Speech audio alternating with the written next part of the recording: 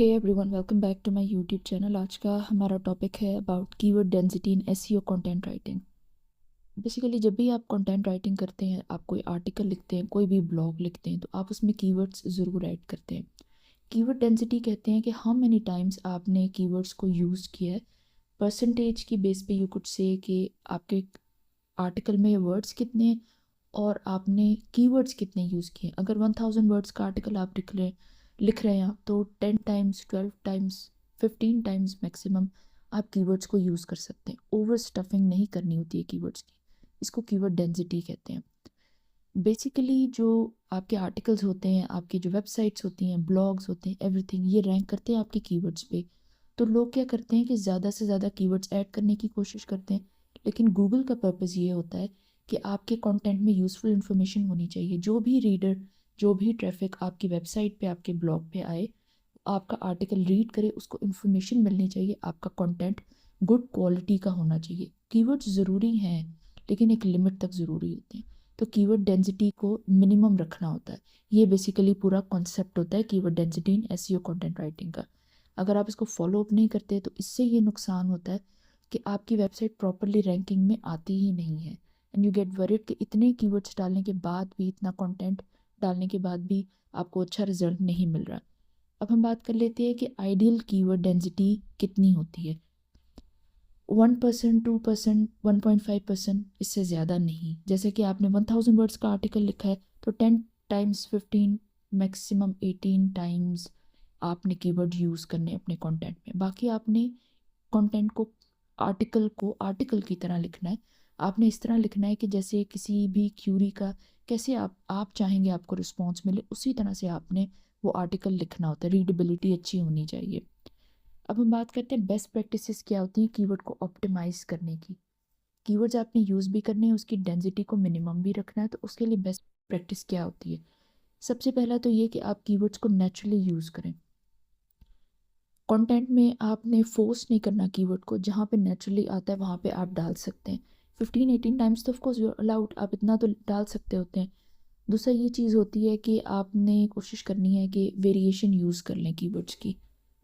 Long tail keywords use कर लें। Long tail keywords use करने से ज़्यादा स्पेसिफाइड हो जाता है। स्पेसिफिकली अगर कोई किसी क्यूरी का आंसर ढूंढ रहा है, तो अगर आपने लॉन्ग टेल कीवर्ड्स यूज़ किए हैं तो वो डेफिनेटली आपके आर्टिकल पर लैंड करेगा।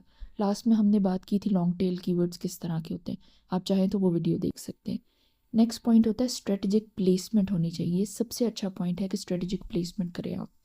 टाइटल में, हेडिंग्स में अपने कीवर्ड्स को यूज़ कर लें। वो रैंकिंग में आपकी हेल्प करता है।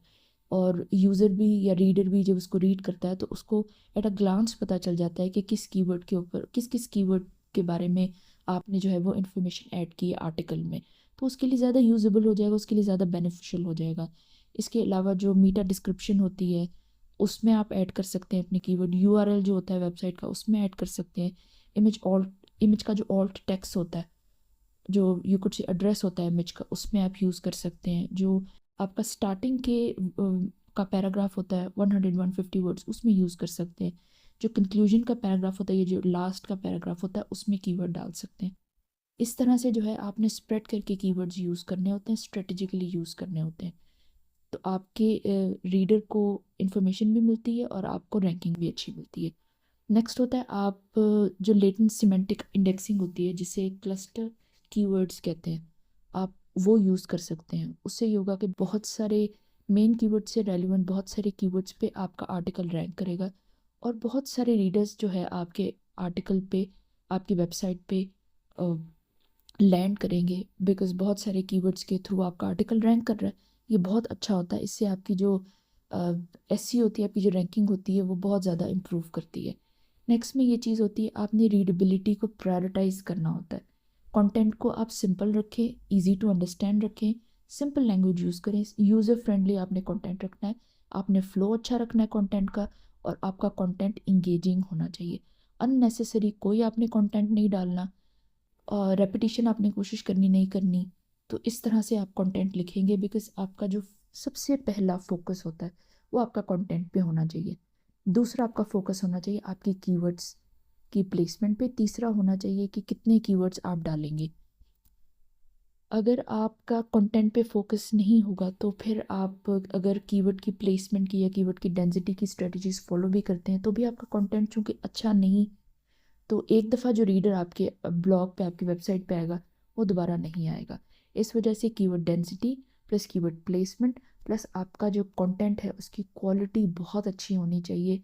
इंफॉर्मेशन प्रोवाइड करनी है आपने, सिंपल लैंग्वेज होनी चाहिए और एक्चुअली बहुत अच्छा आर्टिकल फ्लो में इंगेजिंग होना चाहिए। उसकी आप प्रैक्टिस करें तभी आप एक अच्छा आर्टिकल लिख सकते होते हैं।